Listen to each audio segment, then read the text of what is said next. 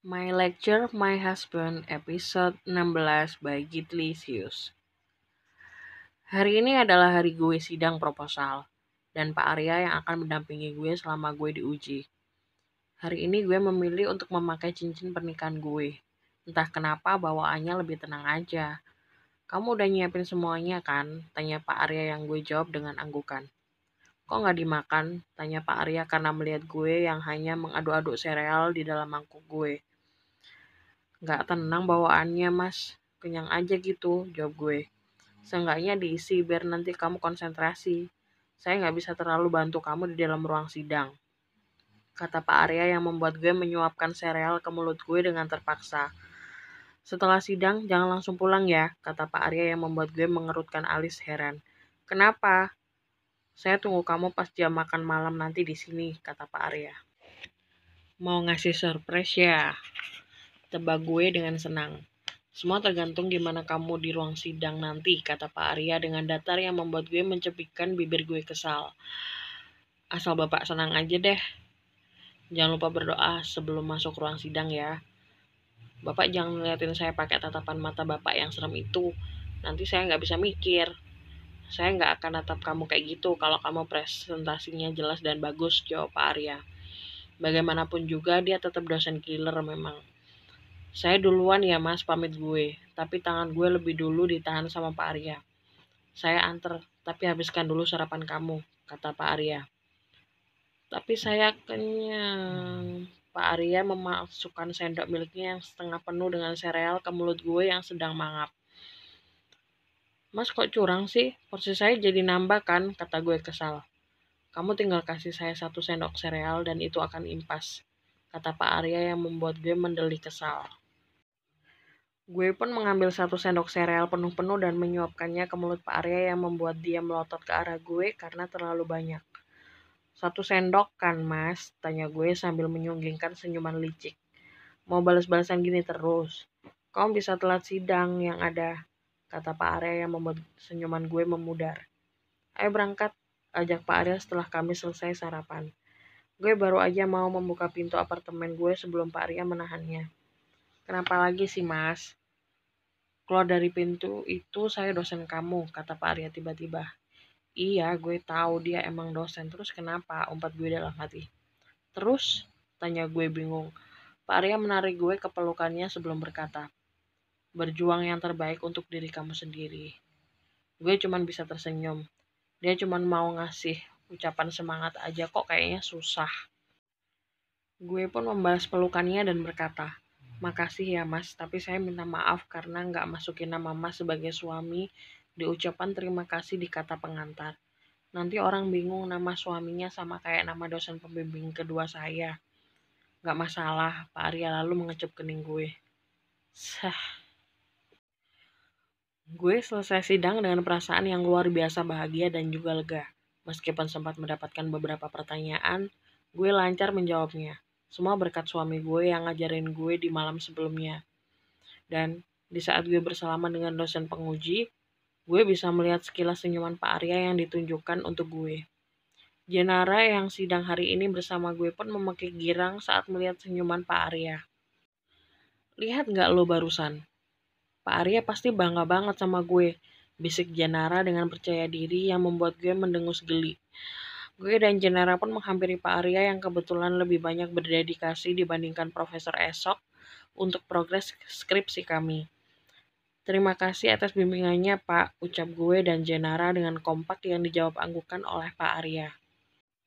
Setelahnya, gue memilih untuk meninggalkan ruang sidang, meninggalkan Jenara yang masih memakai kesenang, dan mengucapkan terima kasih yang tidak henti-hentinya, sehingga membuat Pak Arya langsung beranjak meninggalkannya. Congratulations, teriak teman-teman gue kompak begitu gue membuka ruang sidang. Di depan gue ada Kara yang membawa buket bunga mawar merah besar dan teman-teman gue yang lain juga membawa berbagai macam hadiah dan bunga untuk gue. Selamat ya, kata Kara sambil menyerahkan bunganya ke gue yang gue terima. Setelahnya Kara memeluk gue yang membuat pekikan iri terdengar dari teman-teman gue. Makasih Kara. Di saat yang sama Pak Arya keluar ruang sidang yang membuat Iim dan Yuda menatap gue dengan horor. Gue sama temen-temen lagi menghabiskan waktu di apartemen Joanna untuk menonton film horor baru koleksi Hanif karena Pak Arya bilang gue nggak boleh langsung pulang. Hanif memang seneng banget ngoleksi film horor, tapi dia nggak pernah mau yang namanya nonton sendiri. Makanya gue dan teman-teman yang lain sering jadi korban buat nemenin dia. Tadi Pak Arya melewati kami gitu aja meskipun dia melihat Kara memeluk gue. Gue udah khawatir dan takut-takut pada awalnya, tapi Pak Arya kelihatannya santai aja. Hal itu membuat gue menghela nafas lega. Kalau dia marah di depan teman-teman gue, kan berabe. Pret, lo beli berapa film sih?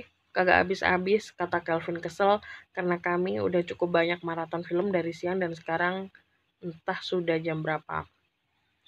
Gue yakin kalau lampu apartemen Joanna dinyalain, ruang tengahnya ini nggak beda dari tempat pembuangan sampah akhir karena snack yang kami makan banyak bertebaran di lantai. Noh, si Inggit udah sampai kayak Mbak Surip, bangun tidur, tidur lagi. Bangun lagi, tidur lagi, kata Altan yang membuat gue menoyor kepalanya. Altan baru aja ingin menoyor gue balik, tapi Kara udah lebih dulu menahan tangannya.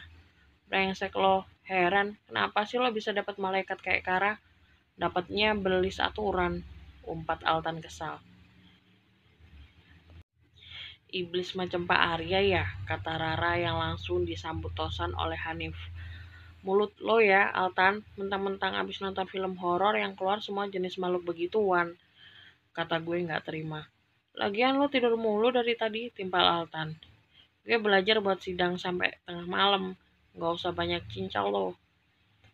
Gue nggak jualan cincau, teriak Altan. Tolol, umpat yang lain secara bersamaan dengan spontan. Pas pembagian otak kayaknya emak lo telat ya, Tan. Udah telat, disuruh amal juga. Jadi begitulah jadinya ya, kata Hanif. Begitu gimana, tanya Kara. Nggak ada otaknya, kata Hanif yang mengundang tawa dari yang lainnya sementara Altar menendang kaki Hanif karena kesal. Jam berapa sekarang? HP gue mati males ngecas, tanya gue ke yang lain. Udah jam 9, kata Kara yang membuat gue melotot. Saya tunggu kamu pas jam makan malam nanti di sini. Seketika mata gue membulat karena baru mengingat ucapan Pak Arya pagi ini. Guys, gue balik duluan. Teriak gue buru-buru memasukkan semua barang-barang gue ke dalam tas. Calvin yang paling dekat dengan saklar lampu pun menyalakan lampu untuk membantu gue melihat lebih jelas lagi. Ah iya, udah malam nih, kata Rara. Duluan semua, teriak gue ke mereka. Gue panik karena gue udah telat. Git, aku anter, kata Kara sambil menggandeng tangan gue. Gue yang gak memikirkan apapun selain untuk cepat sampai rumah hanya mengiyakan tawaran dari Kara. Gue sampai di apartemen dengan nafas terengah karena berlarian dari lobi. Kondisi apartemen yang gelap gulita membuat tangan gue bergerak menyusuri saklar, dan pemandangan yang ada di depan membuat gue menganga tidak percaya. Di meja makan terdapat berbagai menu makanan, bahkan ada lilin cantik yang berada di tengah-tengahnya.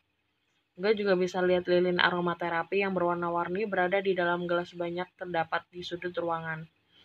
Khusus di jendela dekat balkon bahkan dipenuhi dengan lilin itu. Tapi gue nggak bisa menemukan sosok Pak Arya dimanapun. Mas, ucap gue mencoba memanggil, tetapi nggak ada respon. Gue masuk ke dalam kamar mencoba untuk mencari Pak Arya, tetapi di kamar dan di perpustakaan juga nggak ada. Gue pasti udah ngecewain dia, empat gue dalam hati. Gue lihat makanan di meja makan sudah mendingin yang membuat rasa bersalah gue semakin menjadi. Gue hanya bisa menyembunyikan wajah gue di antara kaki gue yang gue peluk di sofa dan menyesali kebodohan gue yang udah pulang terlambat. Suara pintu yang terbuka membuat refleks menolehkan wajah gue ke arah pintu. Dan Pak Arya berdiri di sana dengan kantung belanjaan di tangannya. Dia hanya diam terpaku melihat gue. Gue pun beranjak dari sofa dan menghampiri Pak Arya yang masih berdiri di depan pintu. Maaf, cicit gue dengan pelan. Gue pun berusaha meraih kantong belanjaan yang ada di tangannya, bermaksud untuk membereskannya. Tetapi Pak Arya menarik kembali kantong belanjaan itu. Cincin kamu di mana? Gue melihat ke arah jemari gue yang kini polos, tidak terdapat apapun. Padahal tadi pagi gue masih memakai cincin pernikahan gue. Gue segera berlari ke arah tas yang gue pakai tadi dan mencari cincin gue. Tapi gue sama sekali nggak menemukan cincin itu. Mata tajam Pak Arya tidak melepaskan pergerakan gue sedikit pun. Gue yakin kalau dia tahu bahwa barang yang gue cari saat ini nggak ada. Kalau kamu nggak menerima pernikahan ini, bukan dengan cara seperti ini. Seenggaknya kamu bisa lebih menghargai benda itu, kata Pak Arya dingin. Dia meninggalkan bungkusan belanjaannya begitu saja dan masuk ke dalam kamar tanpa mengucapkan apapun yang membuat air mata gue turun gitu aja. Kenapa rasanya sakit? Umpat gue dalam hati. Bersambung.